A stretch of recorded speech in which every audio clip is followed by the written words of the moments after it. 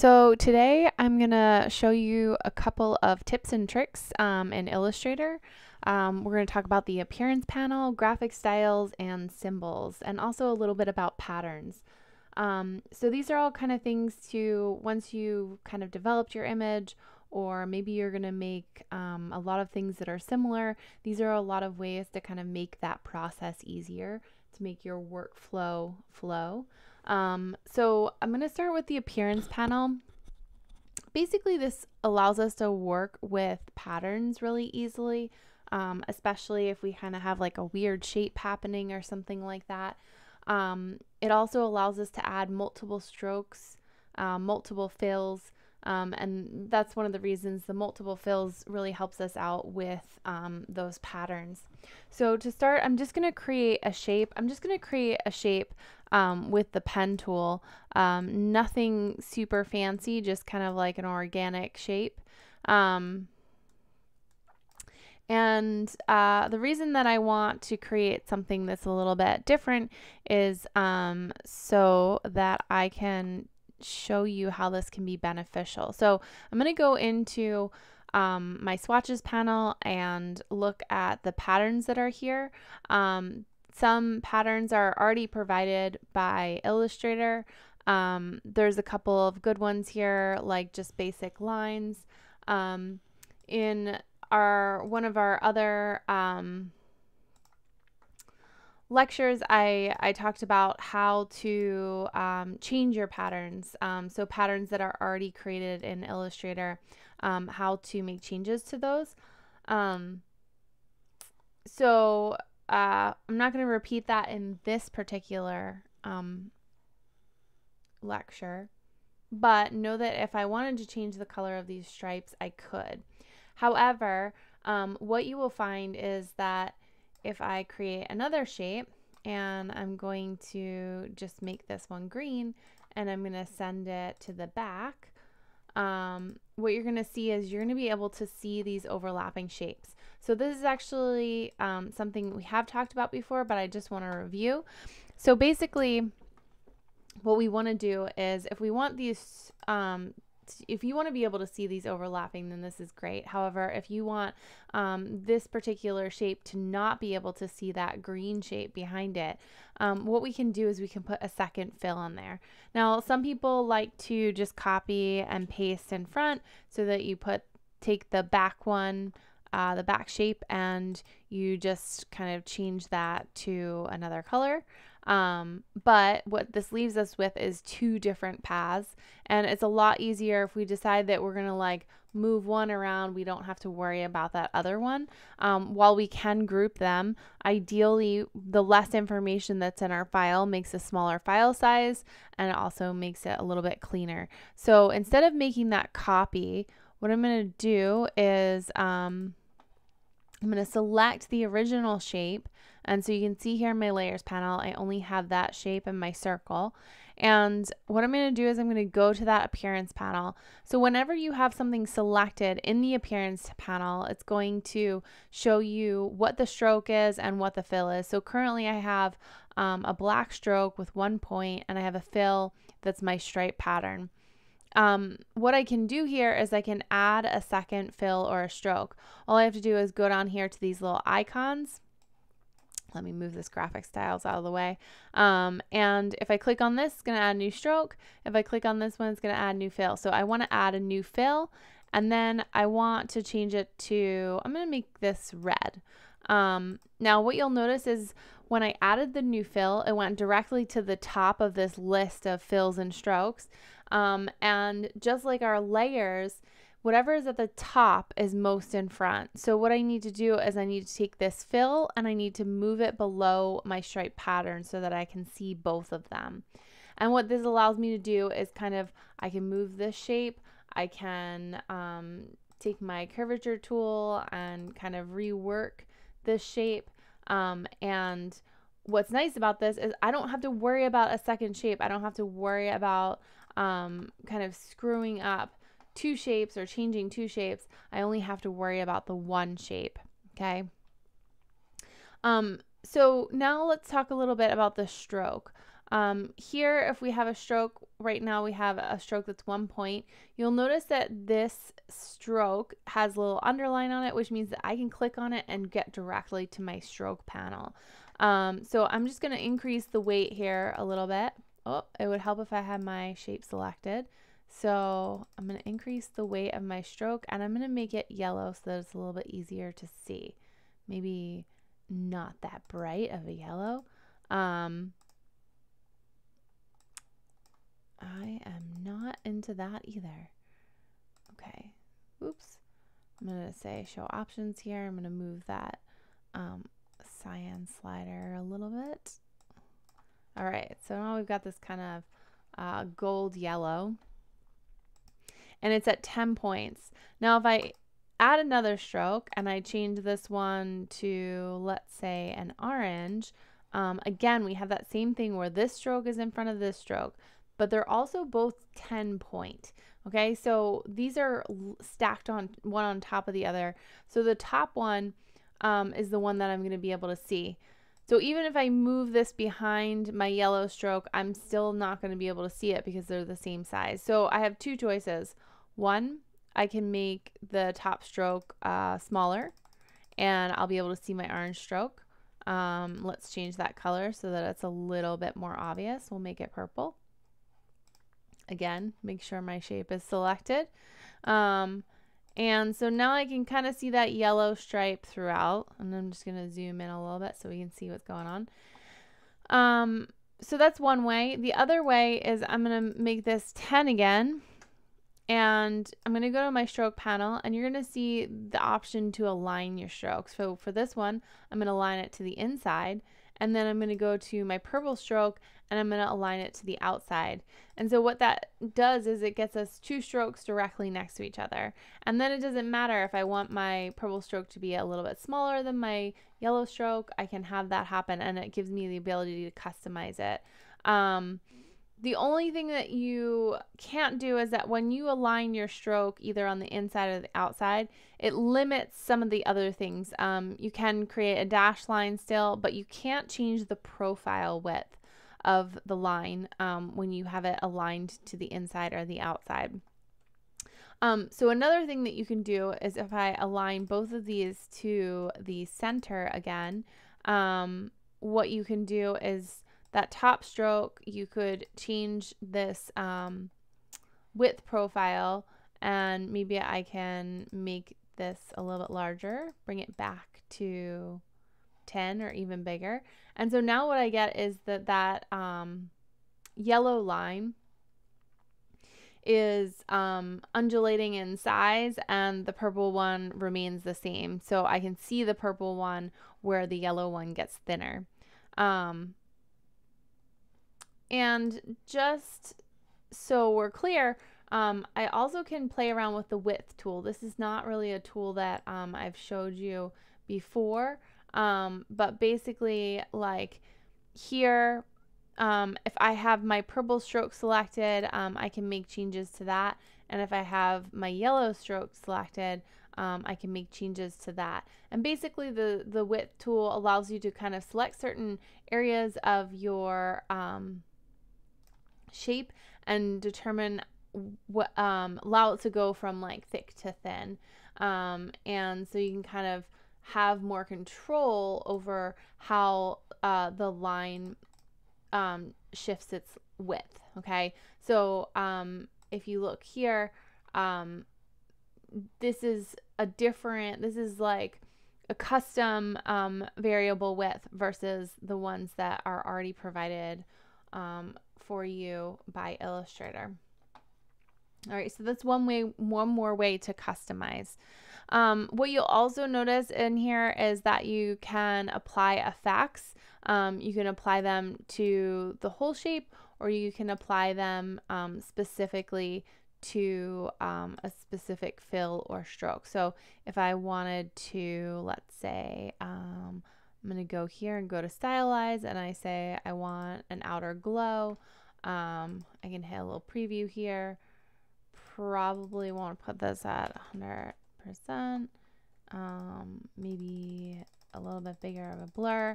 What's going on here is, and instead of black, I'm going to, oops, too quick on the draw. All right, I'm gonna do a pink color. And so now you can see that there's that outer glow on that red path. And I also can mess around with my opacity. So that's something else that I can do inside of that appearance panel. All right, so there's lots of things that this appearance panel can do for you. There's that outer glow that I was talking about. So you can kind of use this little drop down arrow to kind of show you where your effects are. You can actually even adjust the opacity just on that effect. I can also hide that particular fill. So this is very similar to the layers panel and what you can do with the layers panel. So that's the appearance panel. Lots of options there. Then you also have the symbols panel. And since I've already got this shape, what I'm going to do is I'm going to shrink it down, make it a little bit smaller. I guess my scaling strokes is not on. So let me just change that real quick. So basically what I'm doing here is in my document setup, there's the ability to scale your strokes. So if you scale, all right, we've got some, there we go.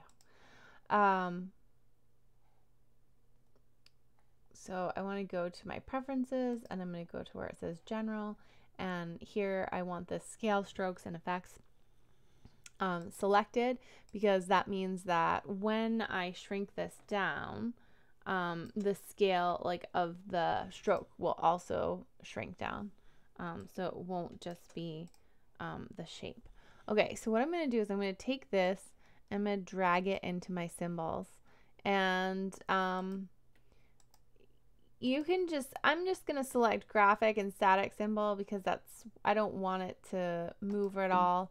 And I'm going to put that in there. Now, again, we've already kind of gone over all the different symbol tools, but I'm just going to kind of review them. So basically, symbols can be used in lots of different ways. You can always create your own symbols, but symbols can be used in a way, let's say I want to change something about the symbol. So I'm actually just going to delete that original one. I'm also going to delete my circle. And I'm going to, I can kind of just drag this out like this, or because I can, I'm going to just use my symbol sprayer. So it looks like a paint can, a spray paint can. And basically that allows me to kind of create lots of these all at once. Okay. There's also lots of other tools here that allow you to adjust these. So you've got your shifter tool, which shifts the where they are in location. You got the scruncher tool, which either puts them closer together or pulls them further apart. Sizer can make them bigger and smaller. The spinner tool allows you to rotate. Stainer tool is the color options. You can change colors. Screener allows some of them to be more transparent than others. And the styler allows you to kind of apply other styles. So I'm just going to use the spinner tool as an example. So basically there's a couple things you can do. You can double click on the tool to modify all the options for these tools. So you can kind of change the diameter, intensity, density, whether it's if you're using like tablet, you've got some options here. And then when I hit OK, what's going to happen is, oops, I'm on the wrong tool. I wanted to do the rotate one. So basically like this allows me to kind of like rotate these so they all don't look the same. So one of the most common things that you might be doing with this is like if you want to randomize something or you want to create stars or something like that. Now what's cool about this is that if I double click on the symbol, what happens is it takes me to this. And let's say I want to change the color of this to, let's say, a red, and I want my background color to be yellow. And then basically when I'm done here, I just click on this, and that will exit my symbol editing mode. And you'll notice that my symbol has now updated all of my other symbols.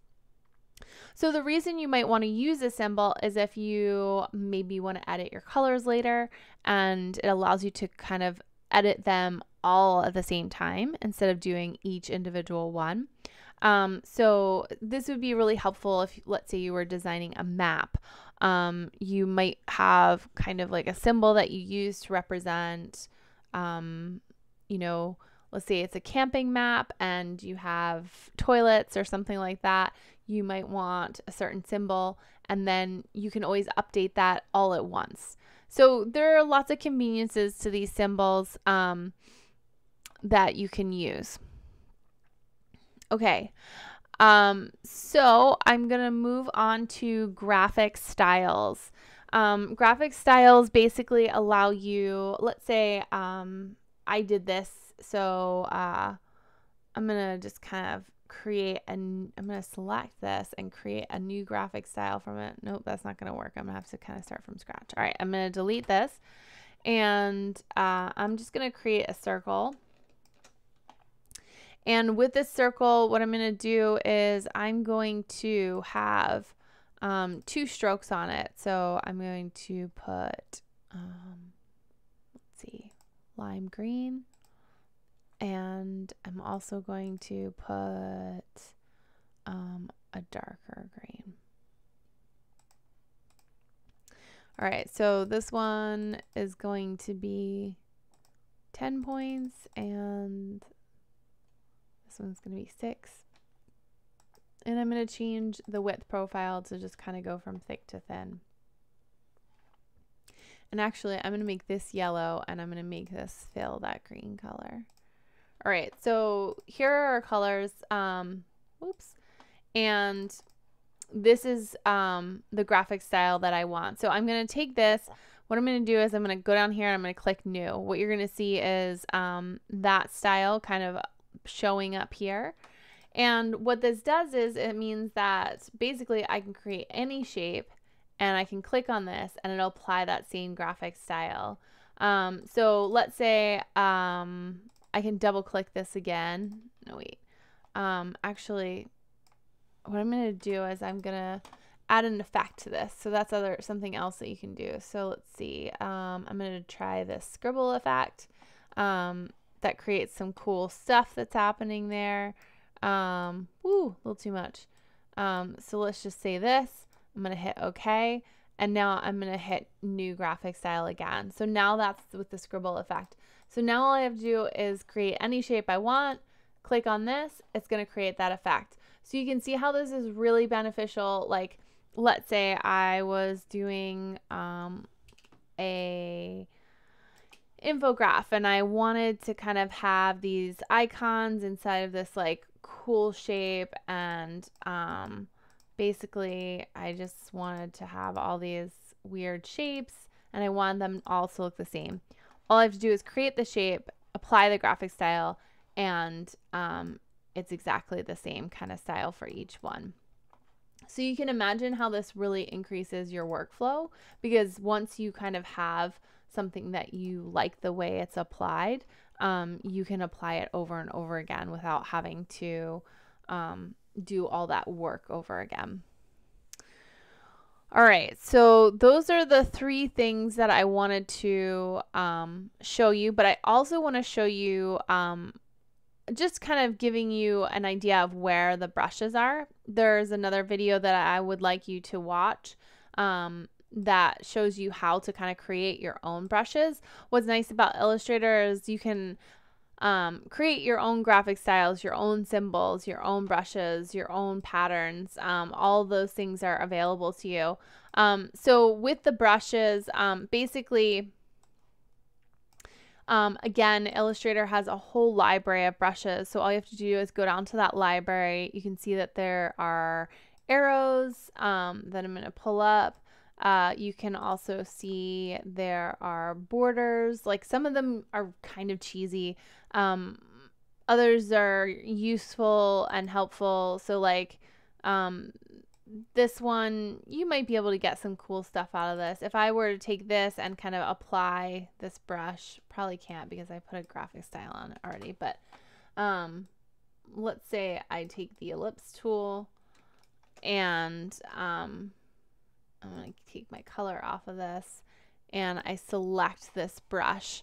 This is pretty cool because basically I can make it any color and that brush is applied to it. There's lots of different options here. And these all bend. And the nice thing is that like you can create your own custom brushes to look whatever way you want. And some of these have like really beautiful effects and some of them not so much. You'll notice that as I do this, it's kind of putting them into my brushes panel. Basically, your brushes panel is very similar to your swatches panel. You can add all these things from the library, but you can also delete them. They don't go anywhere. They just exist still in Illustrator. So if you delete your brushes, you can still find them. And yeah, so you can see that there are all these cool things. I feel like I had other brushes open, but basically you can apply them to anything. Depending on your stroke will also determine like how big the brush gets, and like some of them are gonna, you're gonna be too big depending on what it is that you do. But it's also nice because you can kind of change the color too. Okay. So that's your brushes panel. You can kind of explore this drop down menu. Also, there are plenty of resources online that if you wanted to download more brushes that other people have created, you can do that too. But I also like encourage you to kind of create your own brushes. And again, this can be applied to like any path. So you can really get creative with like what you do and where things go. So I would definitely say like explore these brushes and see what you can find. All right, I hope this is helpful, and make sure that if you have any questions, you email me.